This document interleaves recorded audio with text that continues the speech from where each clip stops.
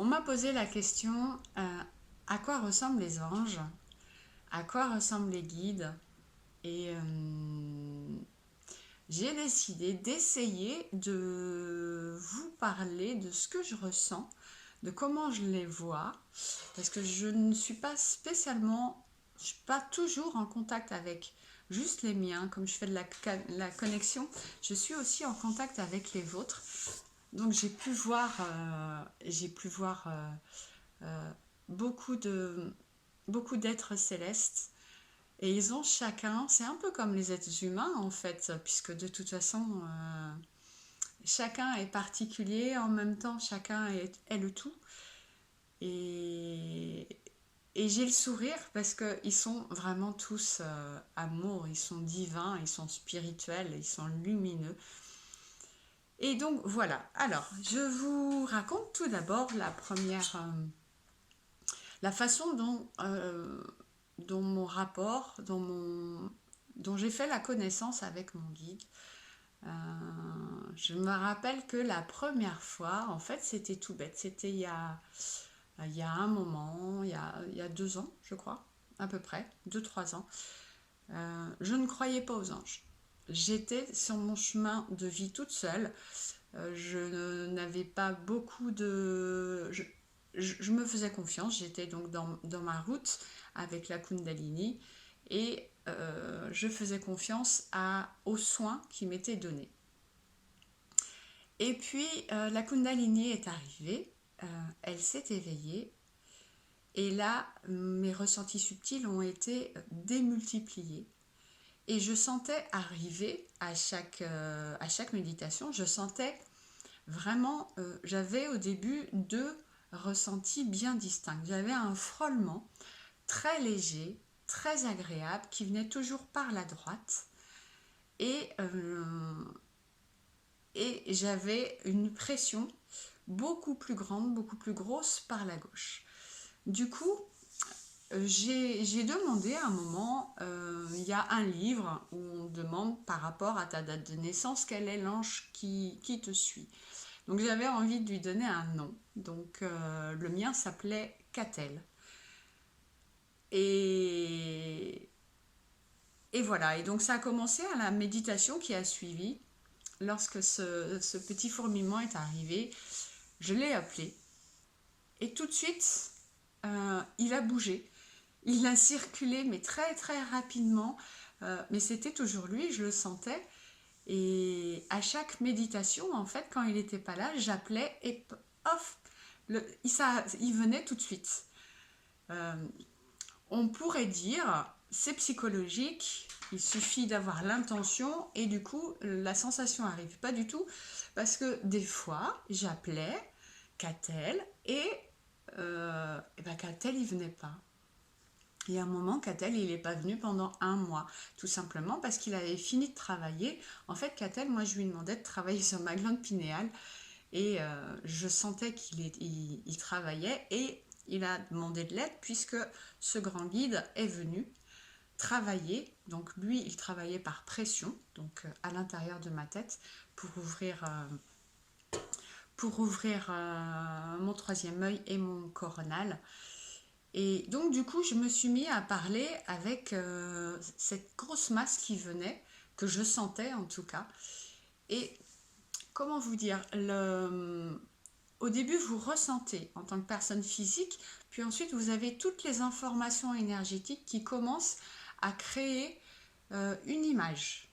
Donc, par ces informations, je voyais les images, je ressentais chaque pression, chaque mouvement précisait une image un peu plus forte à chaque fois dans ma tête.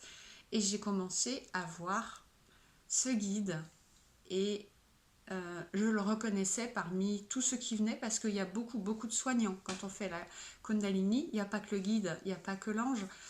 Euh, il y a des êtres célestes, il y en a que je ne connais pas, que j'ai vus, que je pourrais dessiner, mais je ne connais pas leur nom.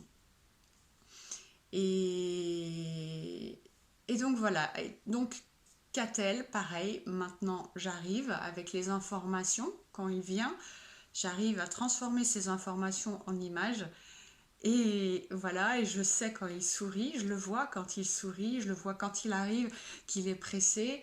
Mon guide, pareil, je le vois, il est plein de tendresse, j'ai appris par la suite, il n'y a pas longtemps, que en fait c'était l'archange Zadkiel. Donc, comme je n'entends pas encore tous les mots et que je vous avoue que savoir comment s'appelle mon guide, c'était pas. J'avais l'impression de ne pas avoir le droit de leur demander leur nom en fait. Donc voilà, déjà ils étaient là. Euh, donc c'était juste magnifique. Et, et donc mes connexions, lorsque je fais mes connexions, en fait, je prends toutes ces vibrations, toutes ces informations qu'il y a dans l'univers autour de moi. Et pareil, je commence à voir des images. Les images se transforment en. Quand je fais les connexions, ces images se transforment, c'est un peu comme des vortex. Vous voyez, dans les science-fiction, dans les films de science-fiction. Et du coup, je voyage. Il y a plusieurs vortex. Et je choisis pas, en fait, comme j'ai la date de la personne, j'ai son nom, son prénom, sa date de naissance. C'est un petit peu comme une, une localisation sur une carte géographique. Et je donne la localisation et je bouge. Alors, je fais bouger mes énergies pour que mes informations se collent, s'imbriquent dans les informations de la matrice. Je ne sais pas si je suis très claire. Et je suis aspirée. Et ils me mettent automatiquement dans le bon vortex et je suis aspirée euh, dans le vortex, en fait, à l'adresse que j'ai demandée.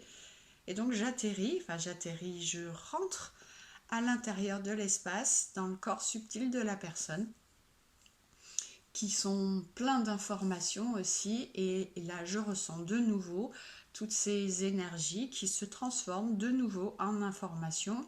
Et je vois de nouveau tous les anges et les guides qu'il y a autour de la personne. Voilà, je vais vous donner quelques petits moments qui m'ont beaucoup peiné, beaucoup amusé, qui m'ont attendri. Donc je vais vous faire juste un petit peu participer à certaines expériences. Donc de tous les anges et les guides que j'ai rencontrés, il y en a des tout petits, il y en a des minuscules qui sont un peu comme des enfants. Et en général, ils sont plusieurs. Quand c'est des enfants, quand c'est des petits anges, ils sont plusieurs et ils sont vraiment tout frétillants. Ça court, ça crie, c'est vraiment comme des enfants à la maternelle. Et ils sont autour de vous et ils sont nombreux. Ensuite, il y a les anges qui sont très matures, qui sont très vieux.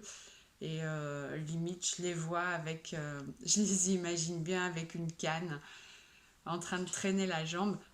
En général, ces guides-là s'occupent de plusieurs personnes à la fois. Donc quand je les appelle, ils mettent du temps à venir et c'est un petit peu en bougonant qu'ils sont là, mais toujours avec amour et grand cœur. Je n'ai jamais vu de guide ou d'ange méchant, jamais. Par contre, ils peuvent être très radical, c'est-à-dire qu'il y a des choses, par exemple on me demande des fois des nouvelles, une personne me demande si son enfant va aller bien, et c'est une loi en fait de l'univers, j'ai besoin d'avoir l'accord de la personne pour euh, donner ces informations-là. Donc normalement je dois avoir l'accord de l'enfant pour dire à sa mère ou à son père si son avenir sera bien. Et souvent, quand je leur demande, j'ai affaire à un mur, j'ai un voile, je ne vois rien, ils me bloquent. C'est pas méchamment, mais par contre, c'est la loi. Voilà. Il y a la police astrale aussi. Il y a des choses que je ne peux pas faire et je n'ai pas envie de le faire. C'est juste que. Et ils comprennent tout à fait que je ne le fais pas par mauvaise intention. Et il y a des fois aussi, et j'ai été assez surprise, où on m'a permis, par exemple, j'ai un papa qui m'a demandé comment allait évoluer la maladie de son enfant, sachant que son enfant était tout petit.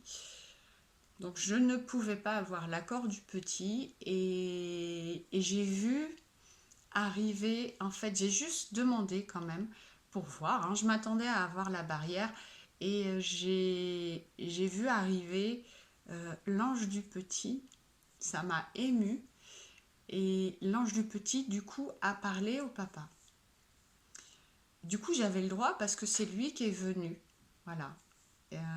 Donc c'est une loi qui ne se contourne pas, mais parfois ils acceptent à certaines conditions. Voilà. Qu'est-ce que je peux avoir d'autre aussi qui m'ont ému? Alors, ce qui m'émeut beaucoup, c'est de voir que les êtres humains, donc on se sent tellement seul que beaucoup de questions c'est est-ce que je vais rencontrer mon âme sœur? Est-ce que ma flamme jumelle est là? Est-ce que je vais trouver l'amour? Mais il y a beaucoup d'âmes sœurs, beaucoup d'âmes jumelles. Et ça, c'est tout simplement parce qu'on croit qu'on est seul, parce que quand on est en haut, on fait partie d'un tout, et quand on est sur la terre, du coup, on est isolé, on est vraiment... Ils font en sorte dans la société de nous isoler, ils nous donnent un prénom, ils nous donnent un sexe. Toi, tu es comme si, toi, tu fais ça. Vous vous sentez vraiment seul au monde. C'est le cas de le dire, c'est une phrase humaine, on est seul au monde. Ça n'est pas vrai. Je vous en prie, ne croyez pas cela. On fait tous partie d'un même schéma, d'une même particule. Et avant, d'ailleurs, il y a très longtemps, les gens, les personnes vivaient en clan et c'était la conscience collective qui menait la vie des gens. Et maintenant, la conscience collective n'existe plus et tout a été séparé. Du coup, on a juste notre conscience et on a du mal à retrouver le lien avec les autres consciences. Et il faudrait le faire parce que vraiment, on n'est pas seul. Donc voilà, donc cette question de la flamme jumelle, ça arrive souvent. Alors des fois, la flamme jumelle, elle vient sur Terre en même temps que nous, parce que vous avez choisi ça, votre âme a choisi ça dès le début. Et parfois, la flamme jumelle a décidé de ne pas venir et de venir dans une vie prochaine, en sachant que pour eux, une vie dure 5 minutes, donc ils vont pas à chaque fois venir. Pour nous, c'est d'une longueur infernale. Pour eux, mais en tant qu'âme, c'est vraiment très court. Et donc des fois, ils restent en haut. Et parfois, la flamme jumelle décide de ne pas s'incarner, mais d'être le guide. Donc soit le guide à l'extérieur, soit le guide protection à l'intérieur. Donc souvent, quand je fais mes connexions, je retrouve, je ressens, je rentre et je me trouve avec l'âme jumelle de la personne à l'intérieur.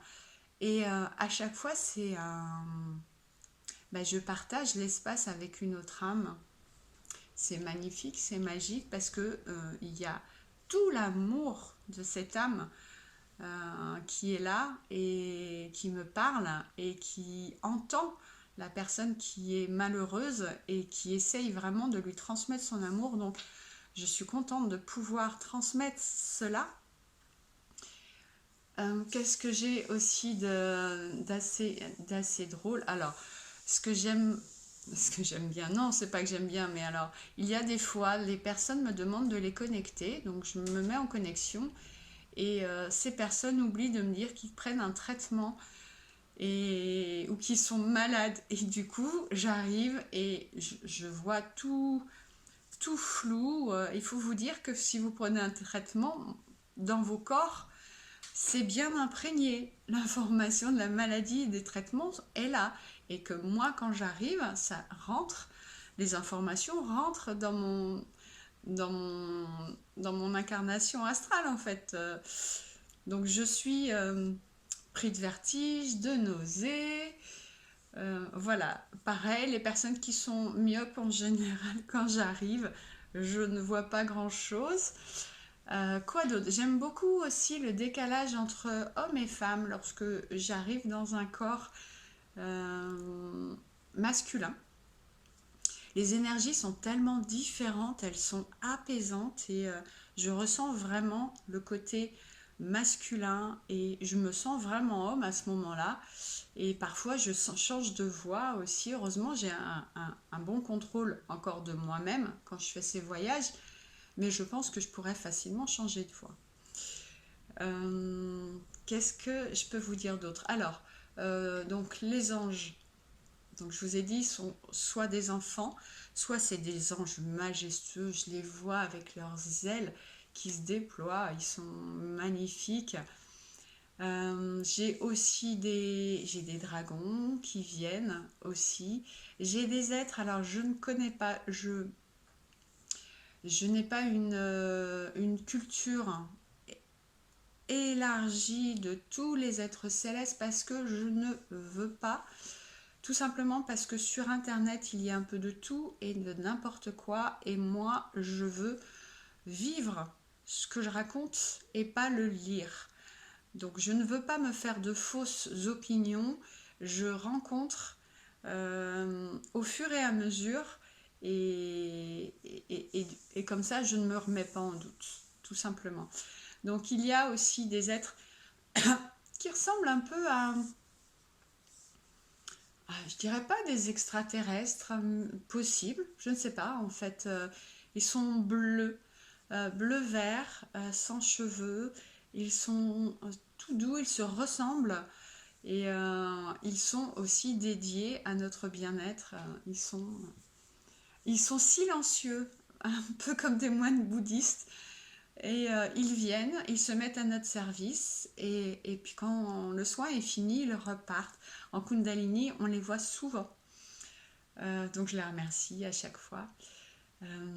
Voilà, pour les guides, parfois aussi lorsque vous êtes beaucoup dans le mental, vous savez, pour que les guides et les anges arrivent à moi quand je suis dans vos corps, il faut quand même que les vibrations s'équilibrent ou soit pas trop loin, parce que eux font l'effort de descendre et moi je fais l'effort de monter pour les voir. Mais quand votre mental est chargé et que vous avez des pensées négatives et que vous êtes vraiment en vibration basse, des fois je vois bien, je ressens les guides, je ressens les anges, mais ils sont trop hauts et j'arrive pas à capter. Voilà. C'est pour ça que je vous demande toujours, quand on fait une connexion, de vous mettre dans le cœur. Parce que le fait d'être dans le cœur, ça vous remonte en vibration. Et du coup, moi, c'est beaucoup plus facile pour moi, c'est beaucoup plus aisé de pouvoir communiquer avec tous les êtres célestes qui sont autour de vous. Voilà, je crois que alors je pourrais parler des heures hein, de tous les anges et les guides et les êtres célestes. Qu'est-ce qu'il y a d'autre? Alors, ce que j'adore aussi, c'est lorsque parfois ils essaient de me parler. Alors moi, j'entends pas spécialement, je commence un peu à entendre des mots, mais quand ils se mettent à parler tous ensemble, j'ai beaucoup de mal. Donc j'essaye des fois de me concentrer et selon les ressentis, du coup, des informations qui me transmettent à travers mon corps et ma conscience, parfois je propose des phrases. Par exemple, on me demande est-ce que je dois déménager? Bon. Et eux me disent pas tout de suite, attends un peu. Bon, il faut déjà que je le comprenne ça. Donc je comprends non. Et puis donc je dis non. Mais du coup, c'est pas ça. Donc je sens bien, il y a une grande attente, il y a un grand vide. Donc je sens qu'il y a quelque chose qui ne va pas. Donc je propose, je dis est-ce que ça peut être plus tard? Et alors quand je suis dans la bonne réponse, j'ai comme un feu d'artifice dans tout le corps parce que tous, ils sont tous en train de clignoter en disant oui, oui, oui. Donc du coup, je suis prise de partout. Et souvent, vous voyez, je vous dis, j'ai la chair de poule parce que du coup, j'ai tout qui se répercute et jusque mon corps physique. Voilà. Donc ça, c'est excellent. Pareil, lorsque j'ai des personnes qui ne vont pas bien et que j'ai des personnes décédées qui sont là, tout l'amour que je reçois pour ces personnes, C'est, je suis contente d'être en amour comme ça, donc d'être en protection, parce que je crois que je passerai mon temps à pleurer tellement c'est beau. Et quand on est en amour, en fait, du coup, notre partie divine est là. Et c'est pas qu'on est un peu moins humain, je suis très humaine. Je pense que ceux qui me connaissent le savent. Mais du coup, je suis empathique de l'intérieur. Parfois, je me sens beaucoup alors, je dirais pas que c'est une force de pas pleurer, mais je suis plus dans l'écoute de la personne et du message à délivrer et de l'amour à transmettre. Voilà. Et parfois, c'est vraiment très beau. Et je rencontre des gens, donc des personnes qui viennent pour des connexions. Les gens sont... J'ai de tout, mais j'ai des personnes en général, et c'est là que je vois qu'on se ressemble vraiment tous, qu'on est vraiment tous un. On a tous une personnalité différente, mais au fond, on est, je le dis toujours, on est une même pépite. Et je vous assure que je la vois à chaque fois, cette pépite, dans chacun de vous, quand je me mets en connexion, mais même quand je vous parle, quand je vous fais un coaching. Vous êtes juste tellement beau,